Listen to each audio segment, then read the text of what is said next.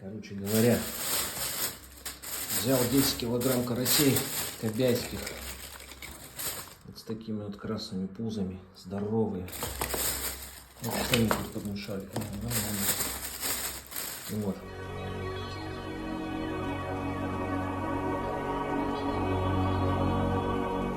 Каких уж только казусов в Сибири не случается.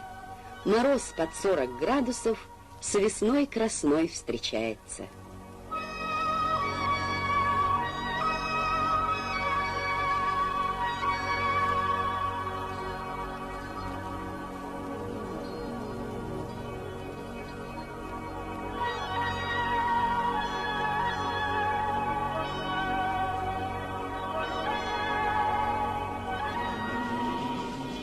В последние дни марта наконец-то наступили оттепели и в Якутии.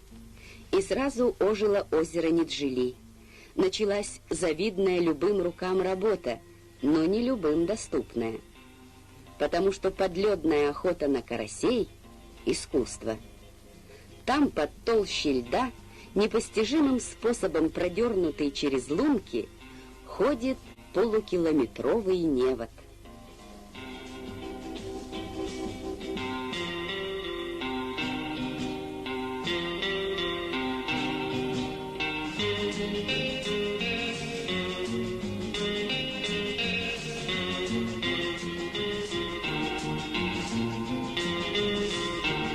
Плановую облаву на карасей возглавляет бригадир Кобяйского рыбзавода Павел Гуляев. Переселение рыбы на прилавки магазинов – дело для него знакомое до мелочей. Вот почему уловы измеряются центнерами.